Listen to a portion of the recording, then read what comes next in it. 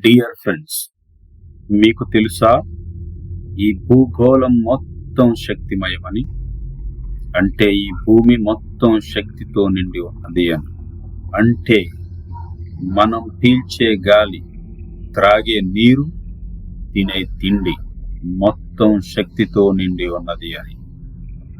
Yes, మనం పీల్చే గాలిలో ఆక్సిజన్ ఉన్న విషయం అందరికీ తెలిసిందే. అది మనం పీల్చుకుంటే మనకు తినిస్తుంది. అదే గాలి పెద్ద మొత్తంలో ఏకమైతే దానిని ఈదురుగాలు, తుఫాన్, సైక్లోన్ అని అంటాం. ఆ గాలినే విండ్ మిల్ ద్వారా కన్వర్ట్ చేస్తే అదే విండ్ ఎనర్జీ అని పిలుస్తాం. అంటే గాలి ద్వారా వచ్చేటటువంటి ఎనర్జీ. ఇక నీరు విషయానికి వస్తే, నీవు త్రాగే నీరు అది నీకు శక్తినిస్తుంది. అదేవిధంగా యావత్తు జీవరాశులకు కూడా శక్తినిస్తుంది. మనం త్రాగే నీరు, అదే నీరు చుక్క చుక్క ఏకమైతే భారీ వర్షాలుగా మారుతాయి. అదే నీరు నదిలో నిండితే ఉప్పెనగా మారి వినాశనాన్ని తెస్తుంది. ఆ నీటినే మనం భారీ డ్యాములు కట్టి టర్బైన్ల ద్వారా కన్వర్ట్ చేస్తే దానిని హైడ్రో ఎనర్జీ పిలుస్తున్నాం. అంటే నీటి ద్వారా వచ్చేటటువంటి కరెంటు. ఇక మీకు బాగా తెలుసు కరెంటును ఏ విధంగా వాడుకోవాలి.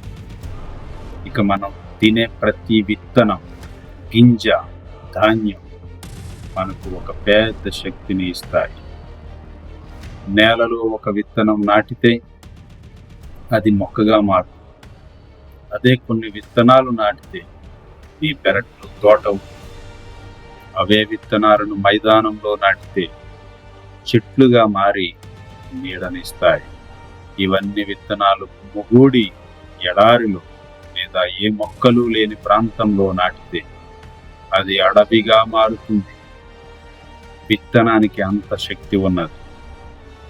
విత్తనం మనకు నేర్పించేది, నీవు దానిని కుండీలో పెంచినా, నీ పెరట్లో పెంచినా, లేదా మైదానంలో పెంచినా, నాటిన దాని యొక్క లక్షణం మొలకెత్తటం, అనుకూల పరిస్థితులు వచ్చేంత వరకు వేచి ఉండటం, పెరగటం, వృక్షమవ్వటం, అడవులుగా మారటం, ఇతరులకు నీడనివ్వటం, ఆహారాన్ని ఇవ్వటం, పక్షులకు ఆశ్రయాన్ని, ఆహారాన్ని ఇవ్వటం, మొత్తం మీద తిరిగి ప్రాణులన్నిటికీ ఆక్సిజన్ను తిరిగి అందించటం. కొన్ని సందర్భాల్లో నీవు, నేను తినేసి విసిరేసిన పండు, టెంక, విత్తనం, విసిరేసిన గింజలు మరలా మొలకెత్తి మనకు పచ్చగా కనిపిస్తాయి. నీకు మరలా ఫలాన్ని ఇవ్వటానికే ప్రయత్నం చేస్తుంది. మరి ఇంత ఆదర్శవంతంగా ఉన్నటువంటి ఒక విత్తనం లేదా ఒక చెట్టు నీకు ఏమి హాని చేస్తుంది? ఇసుమంత కూడా హాని చేయనటువంటి చెట్టును, మొక్కలను నీవు పీకి పారేస్తావా? మనం చాలా సందర్భాల్లో మొక్కే కదా అని అనుకుంటాం. మొక్కే కదా అని నరికేస్తే నష్టపోయేది మనమే. మనిషి స్వార్థం ఎలా ఉంటుందో తెలుసా? అందరికీ నీడ కావాలి, కానీ ఎవ్వరూ మొక్కలు నాటరు. అందరికీ చల్లని వాతావరణం కావాలి, కానీ ఏ ఒక్కరూ చల్లని వాతావరణం చెట్లు ద్వారా వస్తుంది అని గుర్తించరు. అందరికీ సీజనల్గా వచ్చేటటువంటి పండ్లు కావాలి, కానీ ఎవ్వరూ తమ పెరట్లో మొక్కలు నాటడానికి ఇష్టపడరు. అందరికీ తిండి కావాలి, కానీ అందరూ వ్యవసాయం చేయటానికి ఇష్టపడరు. ఇది మనిషి యొక్క స్వార్థం. కాబట్టి ప్రియమిత్రమా, సహోదరి, సహోదరుడా, నీకు చాలినంత స్థలం ఉన్నదా? నీ పెరట్లో దానిని వ్యర్థంగా వదిలిపెట్టవా? దానిలో వంకాయ, బెండకాయ, గోంగూర మొక్కలతో పాటు ఒక మామిడి చెట్టును, ఒక సపోటా చెట్టును, లేదా ఒక బాదం చెట్టును, నీడనిచ్చే చెట్టును పెంచు. నీ కళ్ళ ముందే అది పెరిగి పెద్దదయ్యి నీకు, నీ పిల్లలకు ఫలాలు ఇవ్వటమే కాకుండా అనేక పక్షులకు ఆశ్రయాన్ని ఇస్తుంది. పైగా గ్లోబల్ వార్మింగ్ తగ్గించటానికి నీవు పెంచిన చెట్లే కారణమవుతాయి. ఆ విధంగా ప్లాన్ చేయి. గుర్తుపెట్టుకో మిత్రమా, సృష్టిలో పెరిగే గడ్డి పోచ నుండి మర్రి చెట్టు వరకు అంతా శక్తి దాగి ఉంది. ఆ శక్తిని నాశనం చేసి నీవు శక్తివంతుడిగా ఉండాలనుకుంటే అది అవివేకం అవుతుంది. నీవు సమాజంలో ఒక శక్తిగా మారాలంటే ప్రకృతిలో ఉండేటటువంటి ఆ శక్తిని నీవు వంట పట్టించుకోవాలి, అంటే ఆకలింపు చేసుకోవాలి. నీవు ఆరోగ్యంగా ఉండాలి. ఈ ఆరోగ్యం ప్రకృతిలో ఉండేటటువంటి ప్రతి జీవు నుండి కూడా వస్తుంది అని గుర్తించాలి. ప్రకృతిని నీవు కాపాడితే ప్రకృతి ద్వారా వచ్చేటటువంటి శక్తి నిన్ను కాపాడు. అంత శక్తిమయం. అందుకనే అన్నారు పెద్దలు, వృక్షో రక్షితి రక్షితః.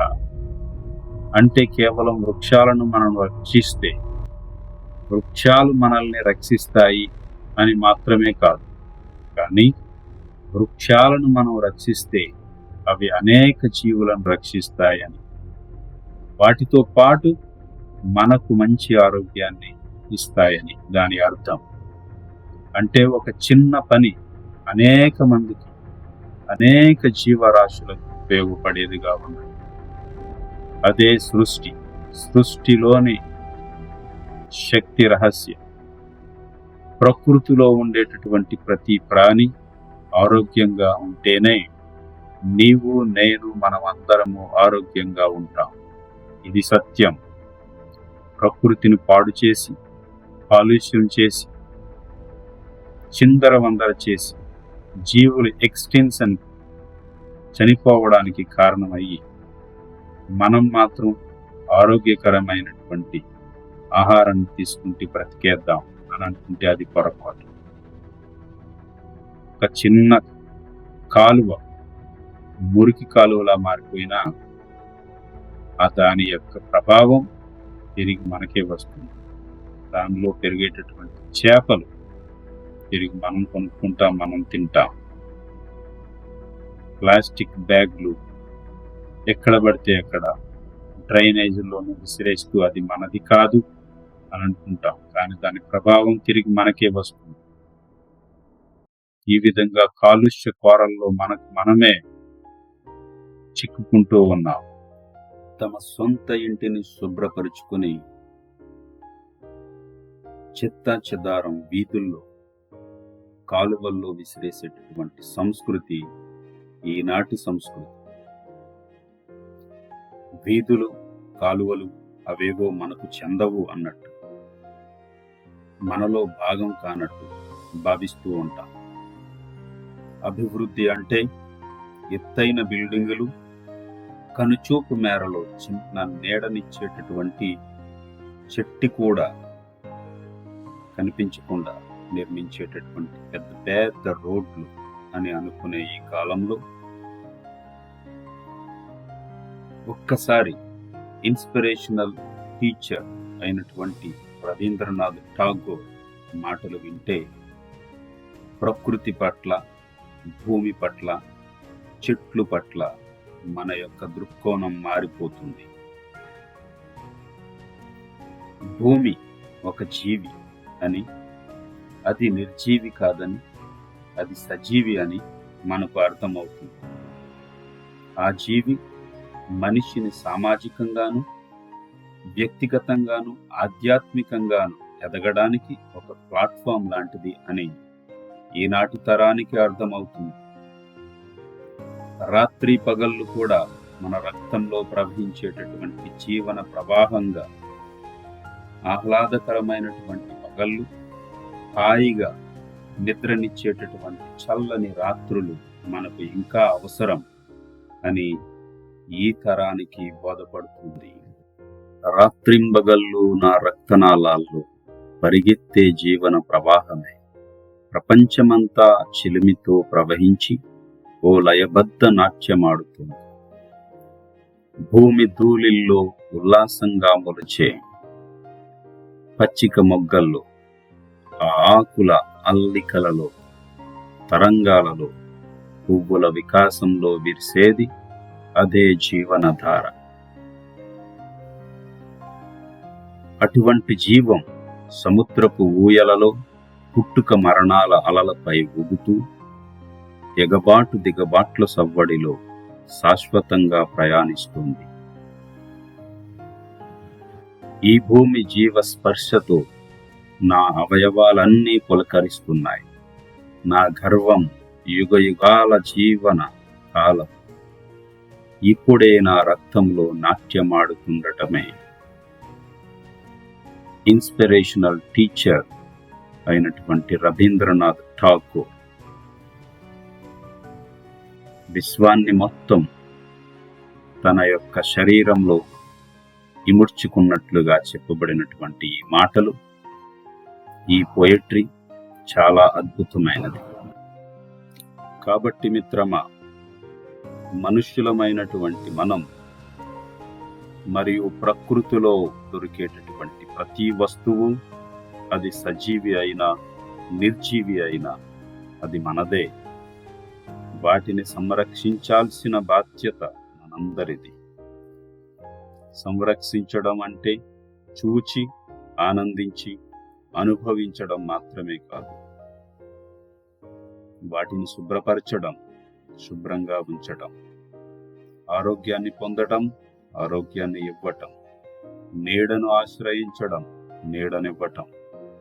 మనం ముందుగా చెప్పినట్లుగా ప్రతి ధాన్యపు గింజ, నీటి పొట్టు మనకు శక్తినిస్తున్నట్లుగానే మనం ప్రతి జీవికి కూడా శక్తినివ్వాల్సి ఉంటుంది. ప్రకృతి శక్తిని పొందుకునేలా శ్రద్ధ వహించాలి. మనం శక్తివంతులుగా ఆరోగ్యంగా ఉండాలంటే ప్రకృతిని అనగా ప్రతి చెట్టు చేమ, కొండ కోన శక్తిని కోల్పోకుండా చూసుకోవడమే మన బాధ్యత.